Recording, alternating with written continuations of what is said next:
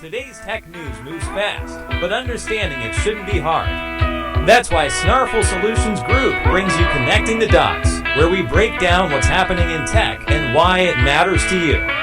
Now, let's dive in with your hosts. Welcome to Connecting the Dots. I'm Alex. And I'm Morgan, coming to you from Snarful Solutions Group, right here in Sacramento, California. It is Tuesday, June 9th, 2026. And today we are unpacking a really massive technological paradox. Yeah, the big one. Like why Apple is quietly handing its infrastructure keys over to its biggest rival just to build the future of the iPhone. Right. And we're looking at why boarding a short flight to Paris might, instantly turn your brand new cutting-edge device back into basically a dumb phone. Which is wild to think about. Exactly. This is your daily show where we break down the latest tech news and really figure out what it actually means for your everyday life. But before we get into that incredibly fractured tech landscape, let's take a look at the actual landscape out there. On the weather front, it is a remarkably busy day across the country. Oh, yeah. We are currently tracking 218 active U.S. weather alerts. Yeah, and 149 of those are over land, so if you're traveling or, commuting through the Midwest or the East Coast today, you will definitely want to pull up weather.gov for the specific details in your corridor. Definitely. But back home here in Sacramento, we are nicely avoiding all of that chaos. Thankfully. Right. It is a beautiful, sunny Tuesday. We're looking at a high of 87 degrees today, accompanied by a really nice light breeze coming in at around 3 to 8 miles per hour. Sounds perfect. Honestly, it's absolutely perfect weather to step away from the desk and take a walk while you listen to the show. For sure. Now, as for the financial markets, Monday, June 8th, proved to be a solidly red day across the board. Yeah, bit of a rough start. It really was. The Dow Jones took a bit of a slide, dropping about 211 points, which maps out to a decline of 0.41%. And the S&P 500 basically mirrored that downward momentum, slipping roughly 35 points, putting it down 0.47% to start the week. Yeah. And we're also seeing that contraction kind of spilling over into the crypto markets today, June 9th. Right. Bitcoin took a measurable hit this morning, dropping about $840 to close out at $62,238. So, yeah, a bit of a bumpy defensive start to the week for the portfolios. Yeah, the markets might be acting defensively, but the tech sector is honestly doing the exact opposite. Today, we are working through a massive tech article report from Morningstar covering all the fallout from Apple's Worldwide Developers Conference. Oh, man. So much to cover. Right. We're going to unpack Apple's ground-up AI overhaul and the totally unexpected Google partnership driving it. Still can't believe that happened. I know. Then we'll look closer at the specific real-world iOS 27 features hitting devices this fall, and more importantly, the underlying mechanics of how they actually function. Yeah. Finally, we will explore the massive regulatory roadblocks keeping these exact same features completely locked out of the European Union and China. Today's episode is brought to you by Strong Coffee, the premium instant coffee that tastes like a traditional brew, but is packed with 15 grams of protein, MCTs, and adaptogens like ashwagandha. Get clean, sustained energy without the jitters. Use promo code SNARFL for 20% off at strongcoffeecompany.com. All right, let's unpack this foundational shift in the tech world. So Apple just announced a total architectural overhaul of Apple Intelligence. But the headline that completely hijacked the news cycle is, well, how they actually built these new Apple Foundation models. Right. They co-developed them with Google, heavily utilizing Gemini technology. It's a staggering pivot when you look at the historical context here. Yeah, totally. For the better part of a decade, Apple's entire brand identity, the core pitch they make to you, the consumer, has been privacy. Exactly. They've rigorously positioned themselves as the anti-data mining company. Yeah. Even during this very keynote, they took direct, albeit kind of veiled, shots at their competitors, stating that others are racing forward to deploy AI without regard for the people that technology is actually meant to serve. Which, creates a massive glaring contradiction. Oh, absolutely. Apple's marketing leans incredibly hard into this concept of private cloud compute.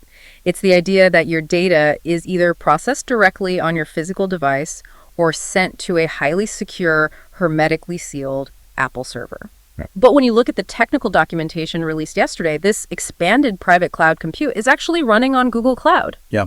We are talking about Server X packed with NVIDIA GPUs, Intel CPUs, and Google Titan chips. And that hardware reality completely undercuts their previous messaging. Yeah. I mean, when Apple first launched private cloud compute a couple of years ago, the defining feature was vertical integration. Right, doing it all in-house. Exactly. It was built entirely on Apple silicon. Yeah. They controlled the silicon fabrication, the supply chain, and they claimed to cryptographically scan every individual server blade before it was even plugged into the rack. Wow. Now, by moving to Google Cloud, they are relying on third-party hardware with vastly more complex, globally distributed supply chains. Wait, so Apple's big privacy flex is teaming up with Google. Yeah. That feels a bit like, it's like hiring a notorious cat burglar to install your home security system, even if you keep the only key. That is a great way to put it. The friction there is impossible to ignore. How are they technically justifying this to a user base that pays a premium specifically to avoid Google's data ecosystem? Well, they're attempting to bridge that massive trust gap using something called a cryptographically verifiable append-only ledger. Okay. This is how they're trying to prove that your data is safe, even on rival hardware. So they are essentially using a blockchain-adjacent architecture. Basically, yeah. Instead of just asking us to blindly trust that Google isn't peaking at the compute cycles, they're creating a mathematical, unerasable trail of breadcrumbs for every single piece of software that touches those servers. That is the exact mechanism. You're moving from corporate promises to mathematical proof. An append-only ledger means that data can only be added. It can never be altered or deleted. Oh, interesting. So every time a piece of code runs on those Google servers, a cryptographic hash, like a unique digital fingerprint, is permanently logged. Right. Apple is claiming that independent security auditors can scrutinize this ledger at any time. Okay, so it's transparent to the auditors. Exactly. By comparing the hashes, these auditors can mathematically verify that the software hasn't been tampered with, that no tracking scripts have been silently injected by Google, and that your user data is never stored or accessible after the AI finishes processing your request. It is a system built entirely on verified paranoia. Honestly, yes. They're essentially admitting, hey, we have to use their massive server farms because we are behind in the AI race, but we brought our own uncrackable mathematical locks, and we're letting third-party auditors check those locks constantly. And if we step back to look at the broader implications for you, the working professional, this is honestly the only way you get access to frontier-level AI on your smartphone right now. Because Apple partnered with Google for the heavy lifting, you get incredibly advanced features like photorealistic image generation, complete with those invisible synthesized watermarks so people can identify AI creations. It's super important. Yeah, but critically, you get those features without your personal emails, your calendars, or your financial documents being sucked into a public training database, which is, the default operating model for standard models from OpenAI and Google. So it's a massive gamble, but if this cryptographic ledger actually holds up to scrutiny, it is kind of the best of both worlds. Yeah, if it works. And that server-side heavy lifting is exactly what enables the actual on-device magic that people will interact with every day. So let's transition to the software side and look closer at how this manifests on the screen with iOS 27. Yeah, let's do it. The most obvious change is that Siri has finally been given contextual awareness. Right. It is an entirely new processing paradigm. Siri AI isn't just a voice assistant anymore. It's a visually aware operating system layer. So the old glowing orb interface is gone. Gone. It now operates as a sleek, dark-themed interface that drops down from the dynamic island, and it utilizes semantic indexing to actually read what is on your screen in real time. The demo they showed of this was wild. A user was looking at an Instagram post of a specific landmark, and they simply asked Siri, how far is that from my house? Yeah. Siri didn't need to be told the name of the landmark. It used that semantic indexing to read the pixels on the screen, identify the location, understand the pronoun that, and cross-reference it with the user's home address. It's so cool. And that intelligence is bleeding out of Siri and into the entire app ecosystem. Take the Passwords app, for example. Okay. It's no longer just a static vault of text. It now possesses what developers call agentic capabilities. Which is the massive buzzword of the year. Oh, for sure. But to clarify how that actually works for everyone, standard AI just generates text or images. Agentic AI executes a sequence of actions across software interfaces on your behalf. Precisely.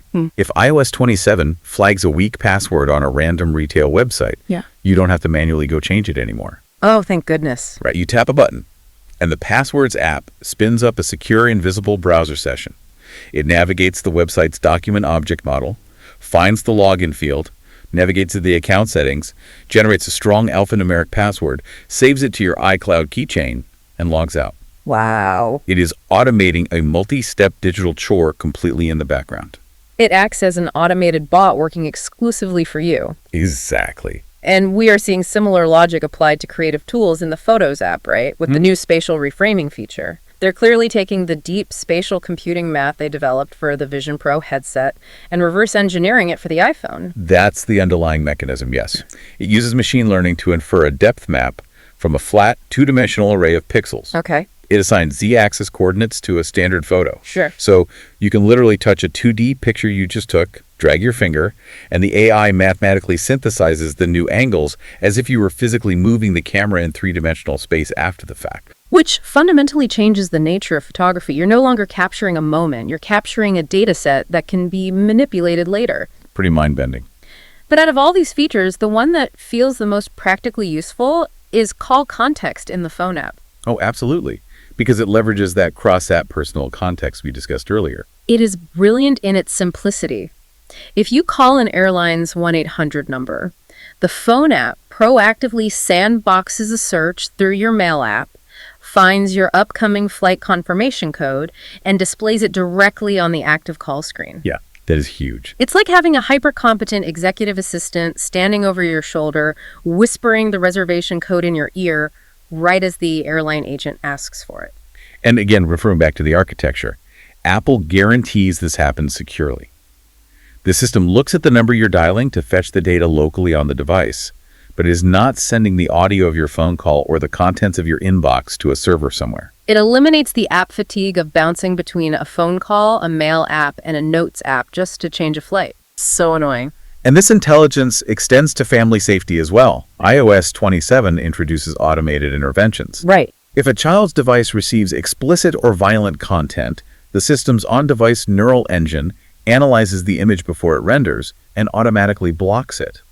They're also integrating expert-backed screen time allowances, providing parents with actual clinical guidelines for digital exposure rather than just making them guess. Which is so helpful. Yeah. And while all of that is highly impactful for daily use, there was a specific announcement regarding macOS 27 Golden Gate that holds a massive, undeniable clue about Apple's hardware roadmap. Oh, the mirroring update. Yes. They announced a major update to the iPhone mirroring feature. This is the tool that lets you control a virtual version of your iPhone directly on your Mac screen. Exactly. But previously, that window was rigidly locked to the exact physical dimensions of your specific iPhone model. Now it's entirely resizable. You could drag the corners, and the iOS apps are forced to dynamically snap and adjust to entirely new aspect ratios on the fly. And developers digging into the macOS beta code found literal frameworks named fold state and angle degrees, alongside tools meant to calculate multi-screen interactions. Wait, really? So by making the Mac mirroring window resizable, Apple is essentially tricking developers into building responsive, foldable-ready apps without ever officially confirming that a foldable phone exists. It is a masterclass in strategic ecosystem preparation. That is wild. Right. The rumored foldable device, widely expected to be called the iPhone Ultra, is slated for September 2026. If Apple waits until the hardware launches to ask developers to update their apps, the day one user experience will be terrible. Yeah, nothing would work right. By pushing this requirement to the Mac now, they're ensuring that when you unfold that new screen next year, the entire app ecosystem will instantly and flawlessly adapt to the new canvas. It's a brilliant Trojan horse for developer compliance. So we have this meticulously crafted ecosystem. We have AI securely automating our passwords, anticipating our needs on phone calls, protecting children, and quietly laying the software groundwork for foldable hardware. Sounds perfect, right? It sounds like a massive leap forward.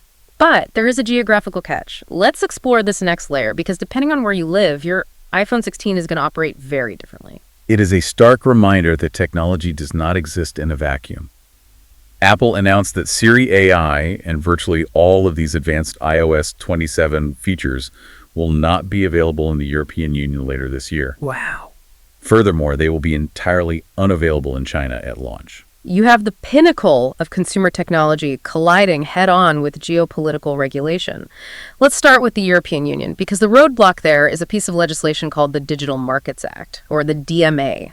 Right. The core philosophy of the DMA is interoperability, preventing massive tech monopolies from locking users into closed proprietary ecosystems. Yeah, the EU regulator's perspective is fairly straightforward. If Apple built a system where Siri AI can seamlessly read your messages, book a flight, and execute cross-app commands, then Apple must provide the exact same system-level access to any third-party developer who wants to build a competing AI assistant.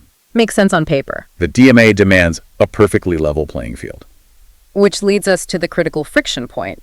Apple is stating that granting an autonomous third-party AI system unrestricted root access to a device is a catastrophic security vulnerability.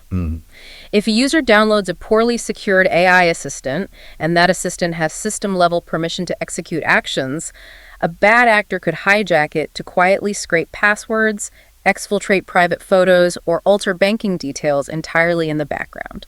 And to try and resolve this, Apple proposed a technical compromise to the European Commission. They designed something called a trusted system agent. Okay, so instead of giving third-party AI the keys to the entire house, this agent acts more like a digital quarantine room or a secure API broker. Exactly. If a third-party AI wants to send a text message or access a file, it cannot do it directly. It has to submit a request to the trusted system agent. The agent then analyzes the request for malicious intent, prompts the user for explicit consent, and then executes the action safely on behalf of the third-party app. Apple argued this preserves competition while maintaining device integrity, and they offered an 18-month rollout plan to implement it. But the European Commission completely rejected the proposal. They did. They view any intermediary layer controlled by Apple as an inherent violation of the DMA's requirement for direct, unhindered access. As a result of that stalemate, Apple simply pulled the features. There's currently no timeline for Siri AI's availability on iOS and iPadOS in the EU. Which is a huge blow for users there. Yeah. Now, to add a layer of complexity, EU users will still get these AI features on their MacBooks and Vision Pro headsets because macOS and VisionOS do not meet the specific market share thresholds to be regulated under the DMA in the exact same way. So let's unpack the motivations here impartially. Is Apple genuinely falling on its sword to protect user privacy against a poorly constructed regulation? Or are they conveniently weaponizing the concept of security to keep the EU from legally cracking open their incredibly profitable walled garden ecosystem? Well, there is valid evidence to support both interpretations, and it entirely depends on whether you prioritize open market competition or strictly managed digital security. Right. The outcome, however, is that hundreds of millions of European consumers are currently frozen out of the next generation of mobile computing. And the situation in China presents a different, though equally formidable, regulatory wall. Apple stated they are working through regulatory requirements before launching in the region. China has incredibly strict state-mandated rules regarding generative AI. Algorithms must be formally registered with the government, and the AI's output is legally required to adhere to state-approved values and narratives. Which poses a nearly impossible engineering challenge for a company trying to deploy a globally standardized, heavily encrypted AI model. Right. How do you do both? You really can't easily filter or manipulate the output of a system designed around cryptographic privacy ledgers without breaking the very security promises you made to the rest of the world. The technical architecture fundamentally clashes with the regional compliance demands. Before we wrap up, a quick thanks to Old Glory, an iconic music and sports fan merch store. Perfect for the techie in your life. Use promo code SNARFL for 15% off at oldglory.com. Bringing this all together, today we examine how Apple's unprecedented verifiable ledger system is allowing them to safely utilize Google's massive server infrastructure. Yeah. That heavy lifting is what makes the entirely new agentic Siri AI and the time-saving iOS 27 ecosystem possible, from autonomous password management to dynamic spatial photography. We also uncovered how the seemingly simple Mac mirroring updates are actually a covert strategic maneuver to force developers into preparing for a foldable iPhone future. But most crucially, we explored how the deployment of these advancements is being entirely dictated by regional politics, freezing the rollout in the EU and China due to massive clashes over open market access and state-mandated algorithm controls. Which leaves us with a final thought for you to mull over today. For the last 2 decades, the hardware was the great equalizer. If you bought the latest flagship device in Sacramento, Paris, or Beijing, you held the exact same cutting-edge capabilities in your hand. Right. But as AI stops being just an isolated application and becomes the deeply integrated agentic blood pumping through the operating system itself, are we entering a fractured era where the very definition of what a smartphone can do completely changes the moment you cross an international border? We're here to help at Snarful, so reach out on our website if you have any more questions. That's a wrap on today's top stories. Remember, tech doesn't have to be complicated, and we're here to help connect the dots. If you've got questions or want to learn more, visit us at snarful.com. Thanks for listening, and we'll catch you next time.